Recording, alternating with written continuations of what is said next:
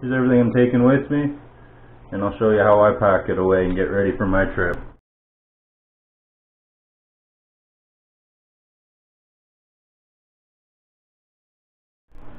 Hey guys, Steve from Ontario Backwoods Outfitters. So we have a nice trip coming up, like I said, a week long by myself, 7 nights, 8 days. Going to be doing the Western Uplands Trail. Nice trail, a lot of up and downs. Cut the days short. We're expecting rain and thunderstorms, not only the day we arrive, but middle of the trip too. So I'm probably going to have 4 or 5 days at least of rain. It's going to make for an interesting time. So I'm going to take some extra precautions just to keep the essential gear dry. But inside the back here, I just have my water bladder. It's got a little pocket in here. Hose comes out the side to my shoulder strap. I normally fill that up once I get there. I don't want it leaking out on the drive. Got about 3.5 hours to drive to get there. First things first, throw in my dry sack. Stuff it down to the bottom.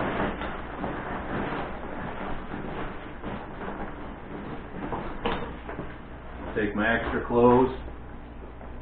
Got 2 pairs of extra socks, because I'll be wearing one when I go. 2 pairs of boxers. Find any more than that, it's just extra clothes you really don't need. A lot of bulk. And clothes are probably the bulkiest thing you're going to carry. It's a lot of unnecessary weight. If you have a pair to wear the first day, a pair to wear the second day, and a pair to wear the third day, you can do your laundry from the days before. I do have a collapsible bucket. I don't wash anything in the lake, and neither should anyone else. Not good for the lake. On top of my clothes, I'll throw my sleeping bag in on one side. Doesn't really matter, I just put it to one side or the other. Make sure it's down in the bottom. My hammock, put right beside it on the other side. You'll finally get to see a setup video of my hammock. These are the ones I'm selling. I make them. The only reason I made it is because I wasn't paying $200 for a hammock. That wasn't what I wanted. And being 6'4", kind of hard to find a hammock big enough for me. A lot of them are 8-footers, and it's not comfortable for someone my height to sleep in an 8-foot hammock. My sleeping bag in there, my hammock, my clothes. Seal that up. My bag is PU coated. It's actually pretty much like a dry sack. But over the years of hiking, the inside has been kind of beat up a little bit. Not to mention wherever the straps are sewn on through, they pull, so they're no longer watertight. I wouldn't risk trusting just my bag to keep the water out. So that's why I put everything in a dry sack. Even if your bag's not waterproof, all you need is a dry sack. Keep everything dry. As you can see, it is coated. Pretty much the same material as a dry bag would be, but like you can see, it's starting to peel and flake in spots where it's been damaged from being folded up. So I just make sure my stuff is going to stay dry. Push it down tight, get out any air pockets.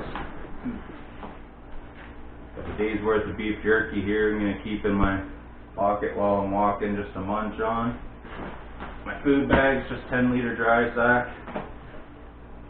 I'll go over that at camp, but pretty much every day I've just got pasta, dehydrated pasta sauce, and either cheddar, broccoli, rice, or mashed potatoes in with it. So I got that to make with. And then I also have a snack like granola bar, Rice Krispie squares. A little different. Change it up if I feel like it's too much the same. And then I have trail mix for each day. And I throw in some chocolate covered dried cranberries and chocolate covered acai and blueberries. Acai berry and blueberries. So got lots of antioxidants, lots of carbs, got lots of beef jerky, so got lots of protein. Perfect diet for a hike. I really don't like eating chocolate when I'm hiking, but I find a little bit is good. You can kind of You know, munch a couple pieces of chocolate and get that fast energy right away. And then by the time your metabolism starts breaking down all the good foods, you're ready to go. Constant energy. If you start to feel a little drained, you need a little bit of chocolate, start eating some trail mix. By the time chocolate wears off, the trail mix will start kicking in. You shouldn't have any issues with energy levels. Another major thing is to watch how many calories you eat a day. And you do burn a lot of calories hiking with weight on your back. On top of my food bag, I just put my rain gear. That way it's right on the top. If I ever need to get at it, I just gotta open my bag, pull it out, put on my coat, put the rain cover over my bag, throw my bag back on, and I'm ready to get a soaker. I really like that coat. It is very dry. I mean, out of all my waterproof coats, it's probably the best one I've ever owned. I even stood in the shower for about 5 minutes when I first got it, just to see how well it was. Not a drop. Great piece of equipment. On the bottom here, I do have a zipper here. I could open it up so my whole bag is accessible and I could use this as a bottom access, but I like keeping it as a wet storage because the bottom is waterproof and this front cover really isn't. So I'll always throw my tarp in there. These are just 6-foot whoopee slings I made myself. Tie them off to the tree from the corners. I mean, you can't just use paracord, but those whoopee slings are great for adjusting. I mean, you just hook it up loose and you just slide them. Done. Wonderful things. Thank God to all those loggers that share their not secrets. Otherwise us campers wouldn't be too happy. Windscreen is going to help a lot. Never had a windscreen before, but I'm going to use it out this time. It's the B-Grit windscreen that I did a review on. There's my folding pad, sit pad. I always bring that with me. Just slide that in there too. Ordered a bunch of those, so I'll be adding them to the website. Slowly but surely, people are responding for requests. Trying to find suppliers, a lot of emailing, back and forth, back and forth, back and forth. 100 feet, paracord, and duct tape. Gotta be prepared, never know what's gonna happen. I always bring duct tape. A few times I've saved myself with it. I've patched canoes with it, fixed holes in tents, fixed holes in tarps. I mean, there are other better patch kits, but duct tape's quick, it's fast, and then you can really clean the area when you get home and put on a proper patch. But for temporary, duct tape's easy to put on and easy to take off. You start using contact cement on a patch that's only temporary, you then have to rip it off. Well, another thing I forgot to put in here.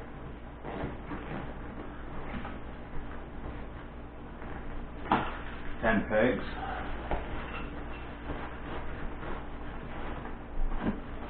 Slide them in there. My collapsible water bucket. So I use that collapsible bucket. I wash all my dishes in it. I wash my clothes in it. If I have to wash myself with soapy water, then I'll use that and give myself kind of like a sponge bath. And then rinse off with water. You can jump in a lake, but don't use soap. It's bad for the lake. I just cringe when I see people washing dishes in the water.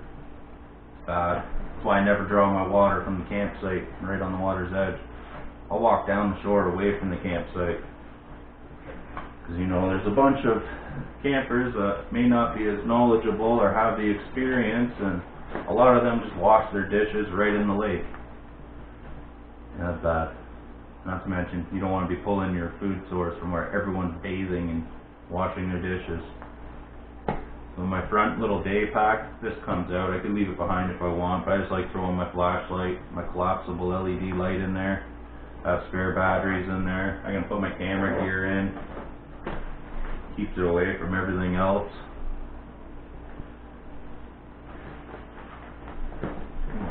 So, up here in the top, my rain cover.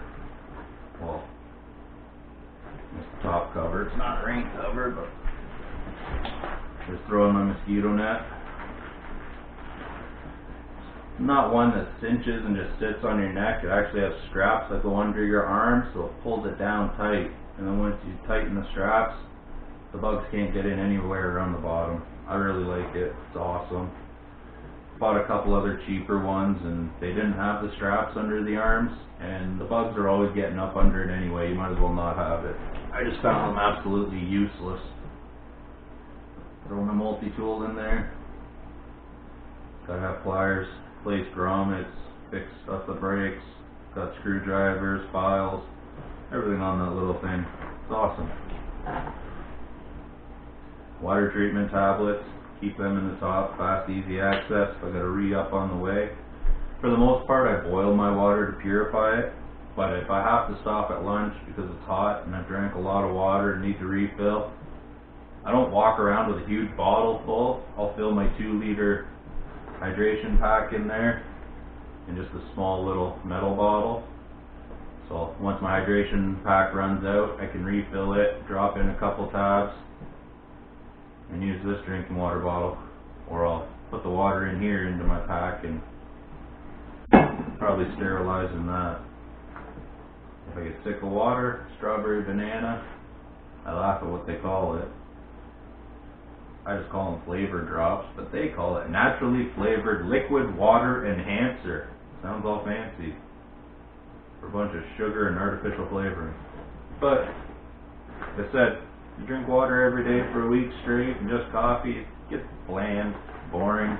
You want something to change it up.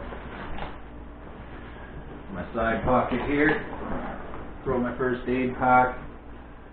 So it's a Colin's pack I bought. And then I throw a bunch of extra stuff that I get on my own, just because no pack that you really buy has what I want. So I add the things that aren't in it to it. I make sure I have lots of everything, lots of moleskin and skin tape especially. I mean, if your feet blister up and your skin starts rotting away, you're not going to be walking out of the bush too comfortably, if you can walk out at all. Emergency blanket in case I need it. Last thing you want to do is get wet and cold. I mean, even in the summertime up north, it can get down below 10 degrees. It's happened to me before. You never know up there, man. Those lakes bring in some nasty weather. Glow sticks.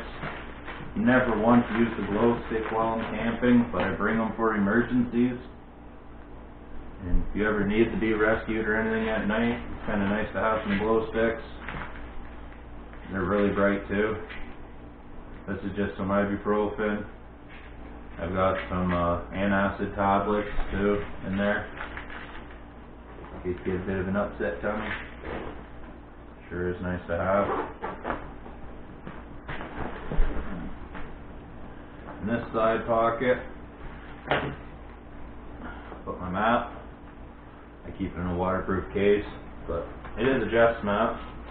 JeffsMap.com. They're awesome. Pretty much all the major parks in Canada, he's mapped them out, all the backcountry camping. They have everything. They have time durations for sections. They have portage lengths. They have everything listed on that. It even tells you what fish are in different lakes. I find it really handy. A lot more accurate than a lot of maps. And it's completely waterproof and tear resistant. So you try to tear it, it just stretches. It's absolutely awesome. I love his maps. Big fan. Always have been, always will be. It's just fire starting stuff, waterproof matches, ferro rod. I have some twine. I have cotton balls of Vaseline, just in case I can't find any dry tinder. I'm not going to search around or try scraping out from inside of a log.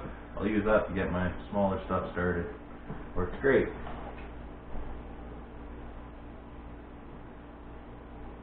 And my compass.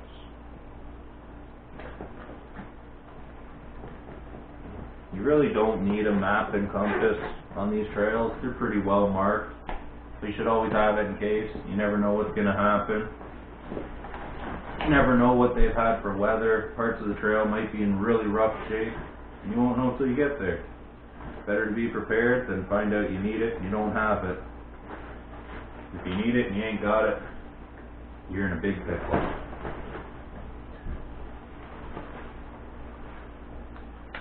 Strap that up.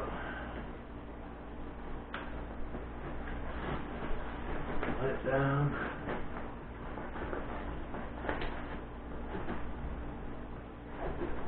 Tighten those up. Put that inside. There we go. On this side, because I'm right-handed, I like to keep my bear spray in there. These elastic pockets are great. They're really tight. I trust it. I've never lost it yet. It's in my folding saw.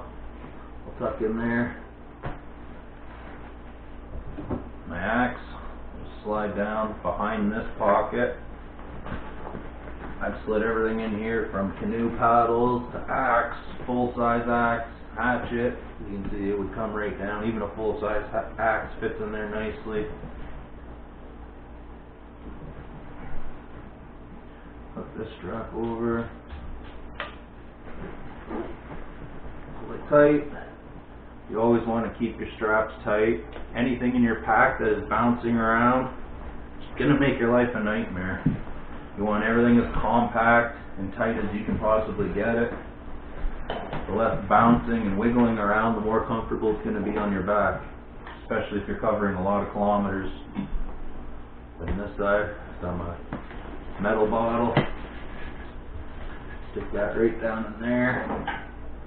Shovel. I'll lift it so the handle goes up under that bag. Under there, so I know it's not going to fall out. Camp suds, soap, thermometer, and a nice keep an eye on the temperature. You really want to know if it's getting hot or cool out.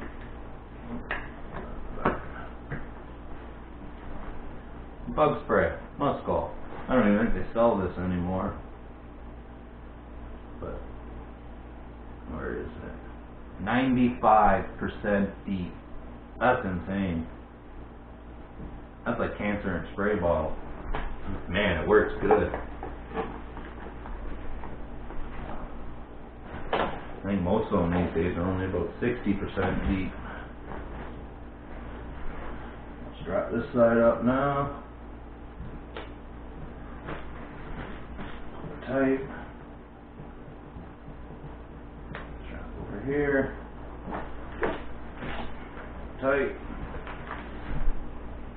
These straps that hang down, I'll just tuck into this pocket. I really don't like stuff flapping around. Could get caught up on something. Last thing you want is walk by a branch and tear a hole in your bag because some little piece of ribbon was hanging out. I'm not bringing my alcohol stove. I guess that's going to rain. They're not in any kind of a fire warning right now, so I'm just bringing my pot stand for my alcohol stove, and I'll use it as a wood stove. I've used it many times as a wood stove. Works nice. I just take my carabiner, hook it right onto the strap here. Good to go. So that's really the only thing I have that's floppy. A knife, go on my belt. Love that thing. My beef jerky will be in my pocket. There we go, folks. So we'll get the scale, we'll weigh it up, we'll see how much it weighs. Here we go. See what we got. Got everything in here, food and all. The only thing I don't have is my water bladder full. But, figure it out.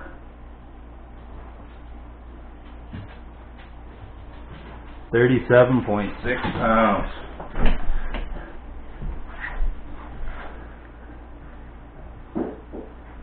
Not too bad.